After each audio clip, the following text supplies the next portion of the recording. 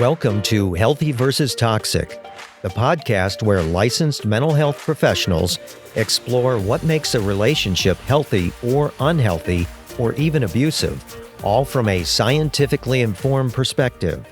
Hello, this is Dr. Grande. Today's question asks if I can describe the typical personality profile of the internet troll.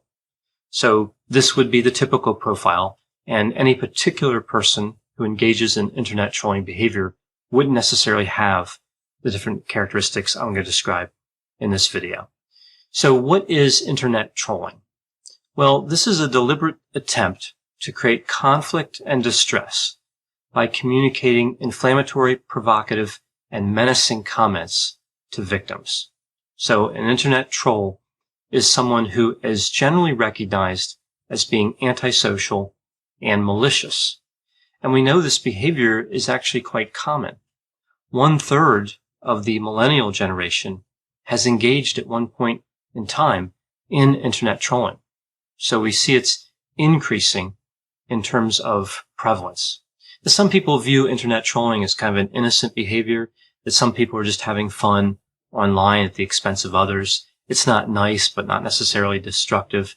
But evidence actually indicates that it causes significant harm and distress to the victims, but also to the perpetrators. So it's really not good for anybody. We see that victims report increases in suicidal ideation and self-harming behaviors. We also see that exposure to internet trolling can cause an increase in the probability of somebody engaging in internet trolling themselves. So trolling behavior tends to lead to more trolling behavior. So it seems to cause more of itself. And this is a problem. It's destructive and it tends to grow. It tends to expand when it's utilized as a behavior. So why do people become internet trolls? Well, there are a lot of different theories about this. We see some theories about anonymity, right? So people can keep their identity secret on the internet, and this leads to individuation. And the theory is this is what leads to internet trolling. But this theory doesn't really explain everything. A better explanation is actually found in personality theory. And there have been a few personality characteristics that have been strongly associated with internet trolling. One personality characteristic would be primary psychopathy. This is different than secondary psychopathy. I'll talk about the differences in a moment. And another characteristic we see associated with internet trolling is sadism. And sadism can be divided into direct or vicarious, and I'll talk about that as well a little later on in the video. So psychopathy and sadism both predict internet trolling behavior.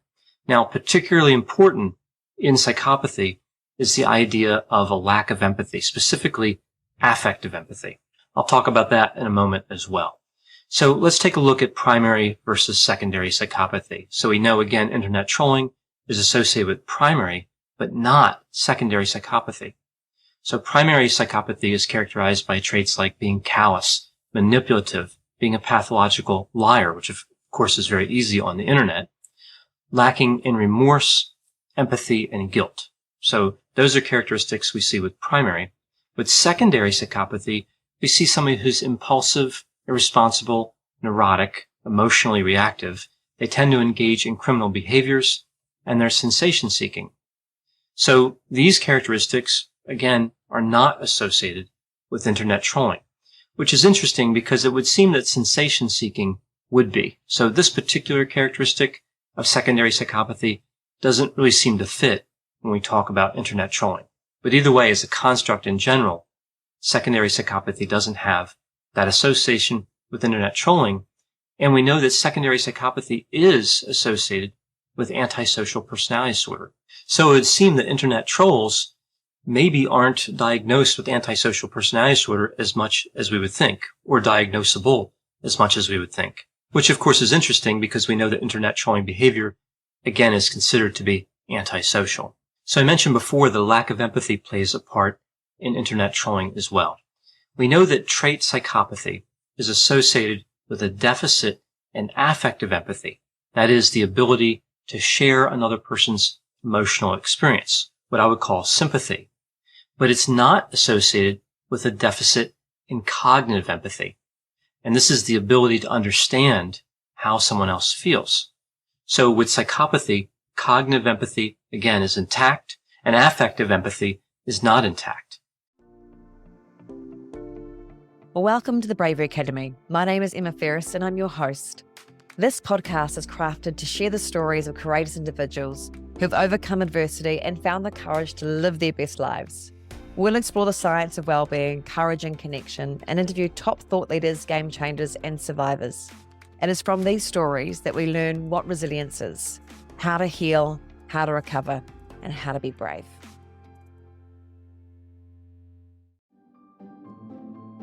Greetings from Evergreen Podcasts. We're rolling out a listener survey and we want to hear from you. The information in the survey will help us gather statistics and in turn make our shows more appealing to advertisers. I know most people don't like ads, but this is one of the only ways our shows make money and help keep their lights on. We promise it will only take a few minutes, but the impact on our podcasts will be tremendous. As a token of our appreciation, we'll randomly select one lucky participant each month to win an exclusive merchandise package from Evergreen Podcasts. Head to evergreenpodcast.com/listener survey to help a show and possibly get some free stuff for doing so. We can't thank you enough for the support. Now back to the show. Now, what's interesting here, of course, is that internet trolling has this association with affective empathy, meaning if affective empathy is lower, the probability of internet trolling is higher. It also has an association with cognitive empathy. As cognitive empathy increases, we see an increase in internet trolling behavior, but only when psychopathy increases as well. So this is an important distinction. So in general, cognitive empathy does not have an association with internet trolling unless trait psychopathy is also been increasing. So it's kind of interesting how affective and cognitive empathy relate to internet trolling, especially the part there with psychopathy. So what does this all mean? It means that internet trolls can predict what will cause distress in people, but not be able to share in the emotional experience that they're causing. So again, kind of an interesting relationship here. So what about sadism? Now, sadism, of course, is associated with internet trolling. I mentioned that before, but we have direct sadism and vicarious sadism. So with direct sadism, this is when somebody enjoys directly hurting or humiliating other people. And vicarious sadism is when the enjoyment is derived from watching other people being hurt or humiliated. Both types of sadism are positive predictors for internet trolling behaviors. The internet troll enjoys both directly hurting people and watching others be hurt. Now, the enjoyment that internet trolls experience, again, is associated with psychopathy and sadism, but it's also associated with narcissism, but not both types of narcissism. I'll talk about that in a moment. And it's associated with Machiavellianism. So if we look at psychopathy, narcissism, and Machiavellianism together, of course, that gives us the dark triad, or the dark personality. So I mentioned that narcissism has two types. And again, only one type has an association with that enjoyment of internet trolling, and that's the grandiose type. Vulnerable narcissism does not have an association with internet trolling. Now, this may seem a little surprising because we know vulnerable narcissism is destructive. But let's look at the characteristics of vulnerable narcissism really quickly, and I think this will make sense. We see that it's characterized by being resentful, having internalized anger, not trusting other people, being insecure, having shame, being hypersensitive to criticism, being introverted, defensive, avoidant, anxious, and depressed, as well as being socially awkward, shy, and pessimistic. So if we look at these different characteristics, it does kind of make sense that it would have a negative association with internet trolling. The anger is internalized, so somebody who has vulnerable narcissism isn't usually going to go out and be angry and aggressive with other people. They feel insecurity, and they tend to be introverted, so it makes sense that they're not going to reach out and cause trouble with other people on the internet.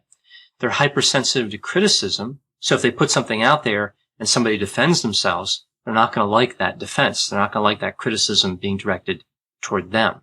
And of course, we also see the socially awkward and shy component. So again, just characteristics that don't seem consistent with somebody wanting to get involved with internet trolling. So the internet troll is not insecure.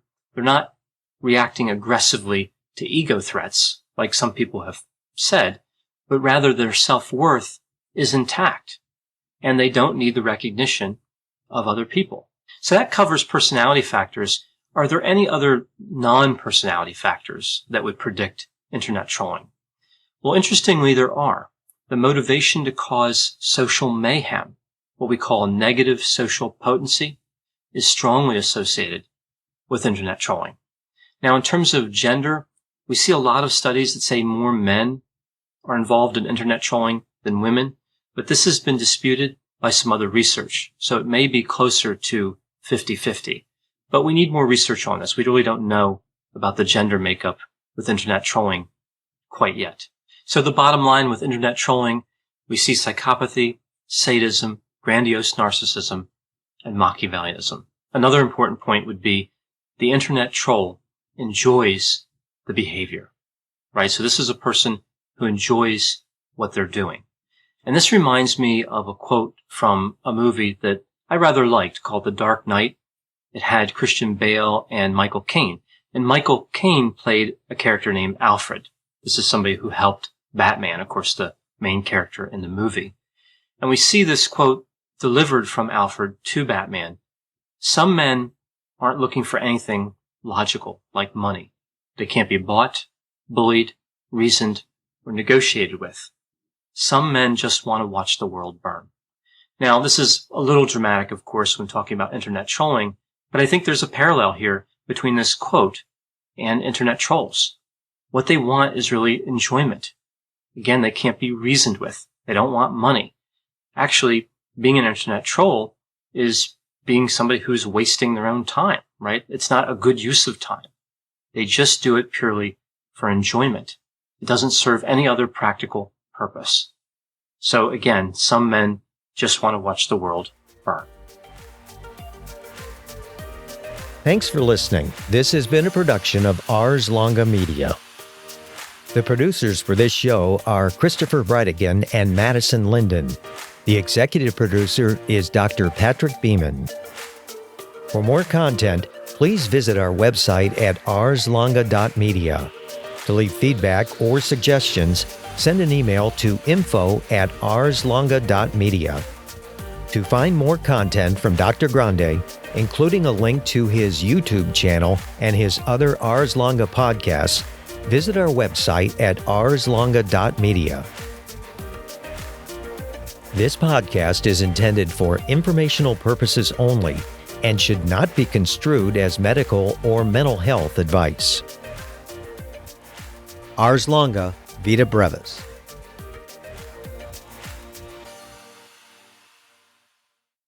Hi there, I'm Heather Drago. And I'm Sarah Saunders. We host the podcast, That's a Hard No, about saying no and setting boundaries. So you can become that true and empowered you that this world needs. Saying no isn't just okay.